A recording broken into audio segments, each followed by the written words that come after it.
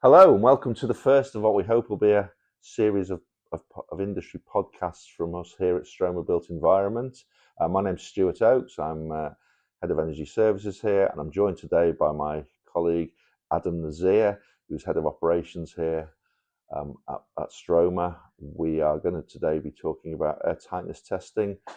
Coincidentally, although air tightness testing was introduced as a requirement into Part L of the building regulations in 2002, 2006 saw it being introduced into samples of dwellings and smaller buildings generally. So next year, 20th anniversary, Adam.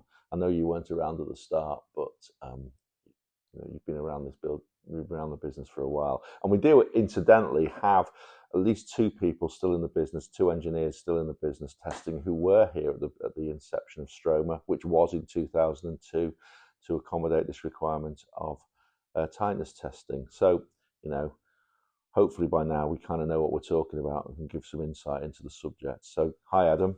Hello, everybody. Thank you, Stuart. Thank you for having me. And yes, you're right. I've not been here from the very start, but I've certainly been close to it, especially for my 2 years here at Stroma. And just in that time alone, it's amazing to see how the industry has evolved. Great. So, ultimately, back in the day, and still in some people's eyes, we measure air tightness testing, and there's this magical number called 10. We'll quickly go over without sounding too technical. So the way we measure air tightness rates in buildings is by cubic meters of air per square meter of envelope per hour. So 10 meters cubed, or the meters cubed, fairly self-explanatory, the volume of air that's escaping from the building. Meter square of envelope, by envelope, we simply mean the box that contains the conditioned air within the building, so the ground floor, the walls, and whatever's happening at the top. So either the ceiling, if it's constructed like that, or the roof, if it's a cold roof. And this number 10, if you think about it, it's quite a large volume of air, because most buildings have envelope sizes of several hundred square meters. The reason this is important is that as humans, we feel drafts a lot more than sort of just general cold areas and cold patches on walls, for example, and also that if a lot of air is getting out of the building, all this subject we talk about air here is unintentional. This has got nothing whatsoever to do with intended ventilation. Buildings have to be ventilated for other reasons, which I think we'll touch on later. But this is just air that's leaking out of the general fabric of the building, so it's not controlled. So we're losing essentially, usually heat, sometimes cold if we're air conditioning a space, unintentionally. So we're having to reheat that air. So it's important that we know that it's not over leaking, and it also goes into calculation in the wider Part L. Though we talk about 10, I think nowadays, Adam, you'd agree that 10 isn't really what the real world's looking for. What are you finding that temperature, that leakage rates are nowadays wanting? Yeah, you're right, Stuart. So these days we would regularly see results below the 5 mark, although in most cases it can still be seen a little bit ambitious. We are seeing 5 as the regular score, with some regularly hitting as low as 3. With some work we've recently worked on achieving the lowest achieved air score so far recorded with ATMA, and that was a score of 0.02, and that was achieved at the British Library. So people are definitely considering it, and it's definitely something people are measuring, people are thinking about, and in the design, people talk about their air barrier a lot nowadays, don't they? And they want to look at, is this building going to realistically pass, not taking things by chance and kind of thinking about it from design stage, because very few buildings are designed to be leaky, but a lot of them can be, can't they? You talked about ATMA there. Do you just want to give us we were a founder member of ATMA, but just for the audience, do you just want to give a brief on ATMA? Absolutely. So ATMA are our governing body. They have introduced the testing standards that we've adhered to, especially for the majority of my time here, just up until the recent introduction of the SIBSI standard. So Stroma was part of, like you've mentioned, Stuart, one of the founding members of ATMA, and we still have engineers in the business who were part of those early tests. That experience gives us Trauma a very unique perspective. And like you've mentioned there, with the update of the targets, having that level of experience within the business does give us a good perspective to highlight trends and offer additional services back to our clients to assist them in ensuring that they do, in fact, achieve those really stringent targets. Yeah, because ultimately, the problem with all of this, as with any kind of compliance measurement, is if it does comply, everyone moves on. No one thinks much extra of it. It's when these things don't pass, then the kind of problems can arise. So the goal here, as with other compliance things, is to make sure that it complies first time, and we just move on, tick the box and move on. Great. So before we dive into the details, perhaps we'll just cover a little bit of an agenda of what we're talking about today. We talked about generally air tightness testing. We've, by definition and historically, used blower door testing, which we still do and still has a big place in the market. But we're also starting to do some testing with another method. Gives the result in a different way. Pulse testing, which we can talk about, particularly relevant and handy and useful in the retrofit market. So air tightness testing still very much part of Part L in new build and compliance with that building regulation. But nowadays, with the advent of other standards within the retrofit market and the absolute requirement to make our existing building stock perform better than it has historically done, air tightness testing in existing buildings is becoming far more regular, far more desired, and has big benefits. And in some ways, pulse testing can be an easier way of doing that, because in some ways it can be less intrusive. And this all really feeds into the ongoing balance about the big picture stuff here, which is really about energy efficiency, general comfort and occupant well-being. And this absolutely plays a part in this. We do a lot of calculation with buildings, but ultimately calculation will demonstrate the average of the average of the average in a way. It compares all buildings with buildings that are like them and assumes performance of certain levels of certain elements of them. The minute you do something practical like doing air tightness testing, you can get some different answers that might make decision making on what you're going to do in terms of things like retrofit different. Data very much becoming part of everyday life, and as I said, passing first time is key to this. Really, you don't want disruption. It's just part of the program, part of whatever you're doing, whether that be building a new building or retrofitting something. You want to measure it, and then you want to move on and not have to go back and do remedial work. So if you're doing remedial work, that's obviously extra cost and extra time you're probably not built into your program, and we can help with that, and we'll talk about that in due course. Try and show trends, particularly if you're a multiple builder building particularly mass number of dwellings.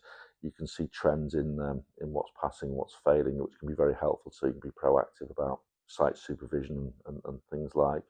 And then I want to talk about some of the other complementary services and about testing, and that can give a bigger picture of a building's thermal performance, particularly. That sound okay? Absolutely. Let's get into it. Okay. So 20 years on, Adam. Has it been long enough for most buildings to start passing their air test first time? In truth, yes and no. The majority of buildings now pass first time because testing has become embedded in the building process. But passing isn't really the issue anymore. It's about guarding against failure. When failures do happen, they tend to highlight recurring themes: poor detailing around junctions, late stage sealing, or trades not understanding the importance of continuity in the air barrier. The real focus now is preventing those issues earlier, not just catching them at the end. So you've sort of generalised there about common parts of failure. How do we help people resolve those? The main ones are still junctions between materials, around windows, service penetrations, and especially where design on site reality don't quite match. Because it's strange, isn't it? Because my experience of this is you don't see badly designed buildings with holes and voids in them, do you? Absolutely not. I think something that's important. The air does find its way. Absolutely. I think what's important is that educational piece for site staff, There's always details, that inevitably will be forgotten about or just missed. And it might be a small detail that is quite difficult to spot with the naked eye. But as you've mentioned there, Stuart, air will always find its way. I must admit, I found from my days of being out on site, which is a while ago now, but I guess the concepts don't really change. It's quite obvious when people are shown what these problems are, and it's generally people, as you say, not thinking about what they're doing. So something will be, what is the air barrier? Well, the air barrier, generally speaking, it's particularly in a domestic type building, is generally going to be the plasterboard. It's going to be on the internal face of the envelope we talked about earlier on. Doesn't particularly want to be buried away, because if you can find an issue with the envelope, you want to be able to get at it to fix it. So fancy membrane systems buried in the cavity might on paper work, but if they're not they're found to be wanting at the end of the project, getting at that, you're having to do a lot of taking apart, expensive, time-consuming work, whereas something as simple as the plasterboard could just be it's not sealed at the skirting board, or as you say, at a window reveal or something like that. I also used to find back in the day that with a relatively small envelope building, like a house or particularly maybe an apartment, there could be one point of failure. So you'd have two halves of a semi-detached building house. One would pass fine, the other one would fail. Both exactly the same, a mirror image of the same house, designed the same, built the same, and you'd find one point of failure. So usually hidden. So it was usually behind a kitchen unit. It was usually behind a bath panel or something like that, where somebody had made a hole in this barrier and not sealed it back. You know what that is. Relatively easy to do, but let's try and get it right first time. Everyone's happy. Happy path is achieved. And I know I briefly mentioned there that education for the site staff is key, but it really is, as well as one of the additional services that we do offer being the early stage design review, just to ensure that everybody on site is aware of the need for the upkeep of that barrier that's installed, like you've mentioned, that is usually hidden behind details, which becomes costly to fix without that early stage design review.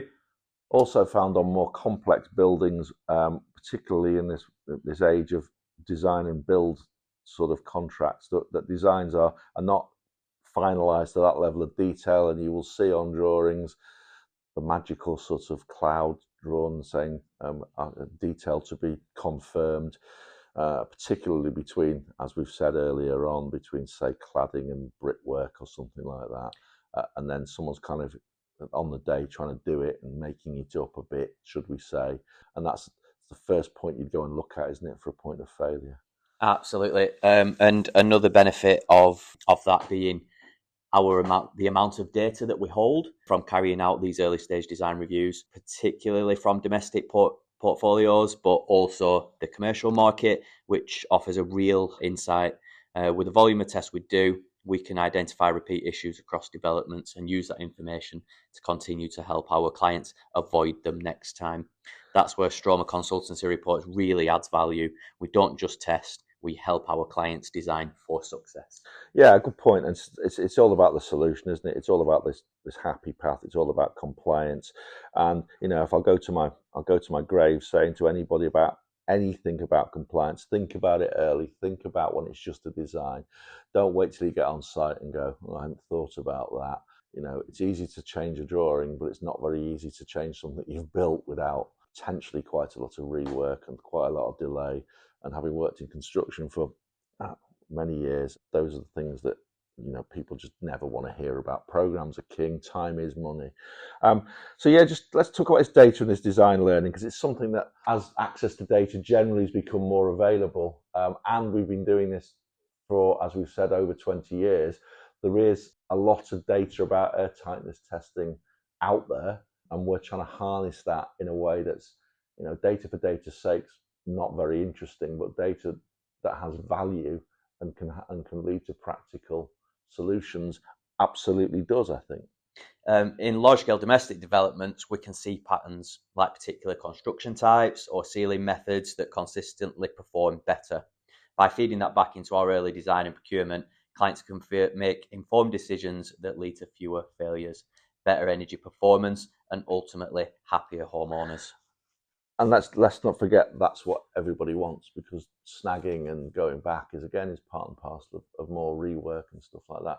Also, we get quite interesting views sometimes across different sites, don't we? So national house builders will generally build very similar, if not the same specification dwellings on all kinds of sites, but one site can be pass with flying colours, as it were, and other sites can be not doing quite so well.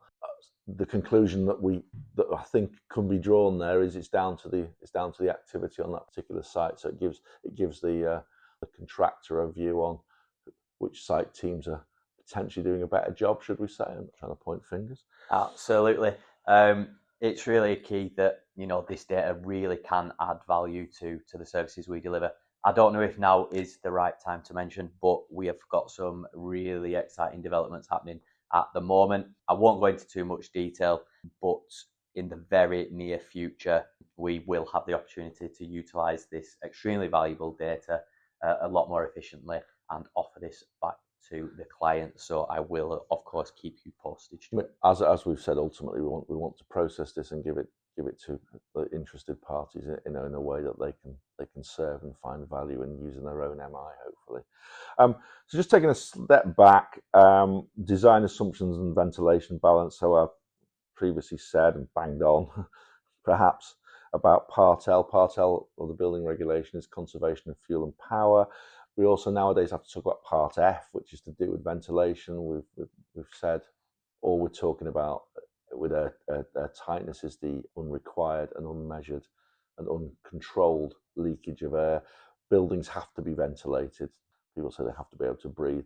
That's probably technically true. The people inside the buildings have to be able to breathe, and the air quality has to be of an adequate standard. That's equally important. And nowadays we have to talk about Part O, which is the managing the risk of overheating, which is a new regulation. Part L, for years we've been looking at trying to conserve heat and power, particularly heat, and now with Part O, which is it's for a different subject, and perhaps we'll cover it in a future event, we have to mitigate that against the overheating in our buildings. But anyway, let's go back to the calculation stuff. So all this is kind of handled as a whole in domestic buildings in SAP, the standard assessment procedure, which is the only way to demonstrate compliance with Part L of the building regulations in the UK. Soon to be HEM, Home Information Model, when the new Future Home Standard, which is the new name for Part L and Part O combined, becomes into force, still in consultation about that. And then in the non-domestic arena, we talk about SBEM. And all these and compliance within these is all influenced quite heavily by the air tightness figure, isn't it? Exactly, Stuart. It's not just about pushing the number as low as possible. If you start going below, as we all know, that score of a 3, you often need to introduce the mechanical ventilation with heat recovery, that MVHR, to maintain that indoor air quality, particularly with the introduction of Part O, which focuses on overheating, like you've mentioned. It's all about balance, really, isn't it? That air tightness, ventilation, and thermal performance have to work together, and that's why coordination between disciplines is so important.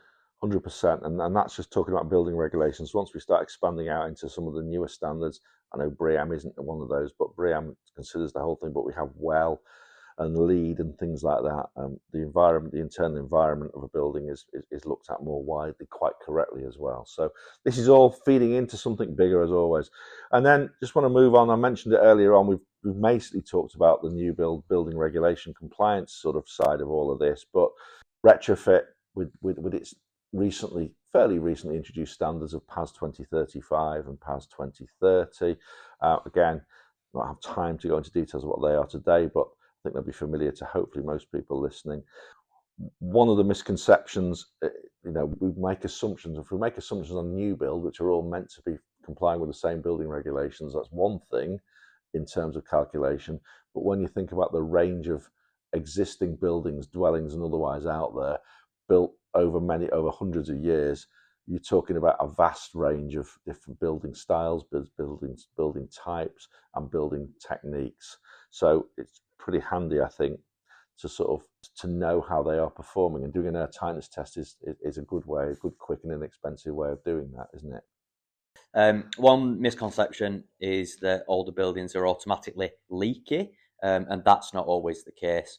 Traditional construction, being the solid walls and the wet plaster, can actually be quite airtight. So before anyone embarks on a retrofit project, it's crucial to measure air tightness, not assume it. This helps size the heat pumps and critically ensure that ventilation strategies are appropriate for that property. And that's absolutely key, isn't it? Because ventilation, we don't want to make any buildings, particularly in this kind of like problem, making particularly an existing older building which has been built with things like air bricks and ventilation in wet rooms, bathrooms and kitchens. We do not want to just block that all up, because mold and condensation is going to become a problem. As with everything in life, it's about balance. It's about having a proper look at the picture, looking at it from a proper building surveying perspective, and making sure we reduce all the risks of non-intentional consequences and bad things happening. I think, ultimately, I think I'll sum that up by measurement over assumption, and I think that's a shift we absolutely need to see. So that kind of goes on to one of my things, and one of the things I'm interested in is the performance gap. The performance gap being the difference between how we design a building, which is generally pretty good and pretty, design, and will go through the requirements of Part L and Part O and Part F, and will pass on paper. But then we build a building. What's the variance between that design and what we actually build? Well, the answer to that is quite a lot sometimes. So we air test these buildings, as we've all said throughout this, to demonstrate compliance with Part L. But what else could we perhaps do alongside air tightness testing? So other services we're seeing alongside the air testing is the growing demand for heat transfer coefficient measurements, 3D U-value calculations, along with the mold risk analysis, particularly in retrofit projects. I totally agree with you. And just to give you a brief overview, heat transfer coefficient, HTC, another acronym for our industry, essentially measures over a shortish period of time how much energy it takes to maintain a known temperature in a building compared with the outside temperature. So it will give you an accurate, not calculated empirical number of what the actual U value of the envelope actually is. And if you want to know specifically what the U value is of a wall or a floor, we can then do 3D U value calculations, spot U value calculations. So thermographies have been there for a long time, so you can take a general picture of the outside of a wall or outside of an element of a building, see cold patches, but this will actually give you a number. So if you are expecting a U value to be 0.2, is it 0.2? Or is it considerably worse or considerably better? And this is not always worse than old buildings were built with very high thermal mass, and wet plaster is an ideal substance for blocking air, because it tends to find all the cracks and crevices, unlike plasterboard, which can have kind of bits missing off it. So knowing what you're faced with and you're doing a retrofit project, forearmed is forewarned, and particularly with things like heat pump sizing, it might be the requirement for a heat pump is much less, therefore cheaper. So know what you're dealing with before you start. You can potentially give a better result. And then ultimately, we sort of brushed over it earlier, make a nice, comfortable environment for people to live in, and hopefully reduce the amount of energy they consume, which will then reduce the amount it costs them to live in that place, and then by effect reduce the amount of carbon that's emitted. And all these other packages, services that we are seeing used alongside the air tightness test, yeah, of course, these will add a cost to the project, but they also add tremendous value. They provide assurance that the building is doing what it's supposed to do and not just what the model says it should. That's key for occupant satisfaction, energy efficiency, and even asset value. A building that genuinely performs as designed has lower running costs and fewer callbacks for remedial works. That's a win for everyone. Because ultimately, if you live in a house with an EPC rating of B and you're still cold, it doesn't really matter, does it? You can't keep warm with a letter. Well, that's great. I think we've kind of covered a lot today quite quickly. Fascinating. Us, we obviously find this quite interesting because it's what we do as a business and we're quite embedded in it. If there's any more detail you want to, and you want to discuss with us, please do feel free to get in touch. The details will be stroma.com, easily find us. Just to sort of reiterate a few bits before we leave, not about ticking a box, is it, Adam? It's about not failing, and it's about managing against that. Absolutely, Stuart. Like you've mentioned, it's not just about ticking that box. It's about verifying real-world performance. Air tightness testing was the start, but is now part of a much bigger ecosystem of performance measurements. Well, thanks for that. It's been great chatting today. I hope everybody who's listening to this has found it useful. As I said, if you want more details on this, please get in touch. And we're hopefully going to make this part of a series on different subjects as we travel through life. So please keep in touch. Please look at this as the start of something. If there's any particular subjects that you'd like us to cover in these podcasts, drop us a message and we'll hopefully talk to you in a month or so. Thank you for your time, and bye-bye for now.